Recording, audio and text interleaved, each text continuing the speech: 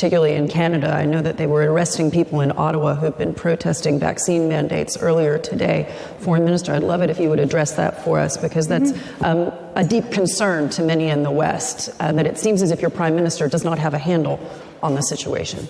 Well, first and foremost, I think we can be proud of Canadians that have decided to get a vaccine, and we're now at a level of 80%.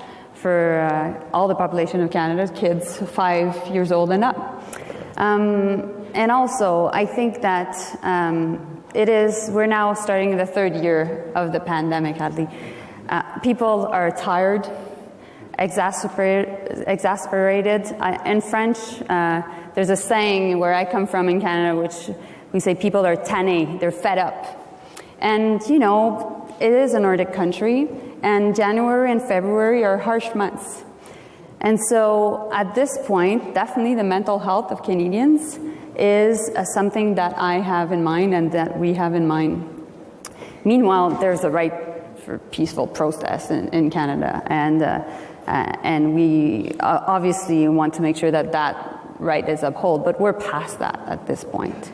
And our biggest concern, and my biggest concern as Foreign Affairs Minister, is the foreign interference that is happening in the convoy we're seeing in Canada right now. The disinformation campaign, where it comes from, the financing of it, where it comes from.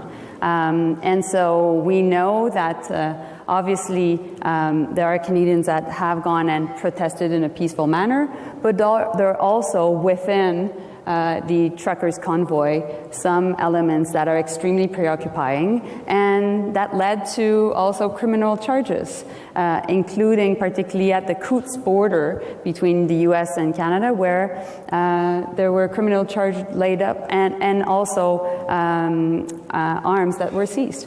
Do you believe that Donald Trump specifically has a role in what's happening in Canada?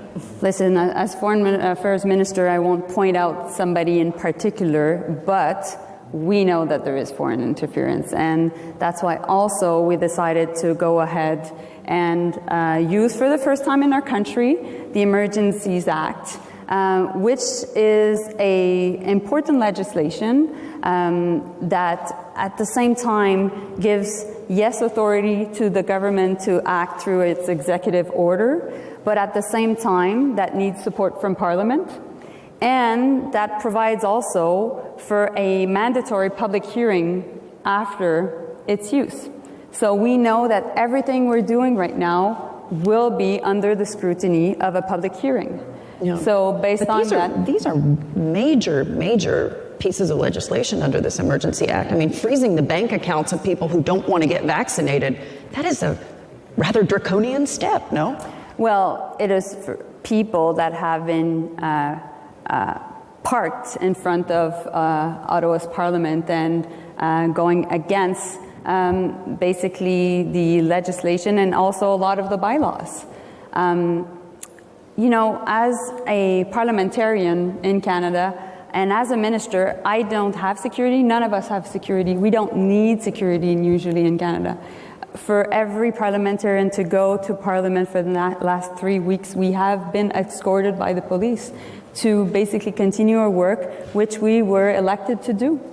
And so it's a national security threat. The Prime Minister took this step very, very, very seriously, and we're going ahead. But also, there is strong support in Canada for going ahead, because at the same time, we need to make sure that we deal with this national security issue. And more than that, we need to bring more appeasement to the country right now. Do you think this is your January 6th moment, in a sense? No, because the posture of the government is not the same. But at the same time, it is clearly the first time that Canada is using this legislation. And this legislation has strong safeguards in it. We're not using neither the army, or it is within the work of the police officers right now. And we've said many times, We agree with the peaceful protests, at least, but at the same time, residents in Ottawa in particular need to be able to continue their lives. Shops need to be open again.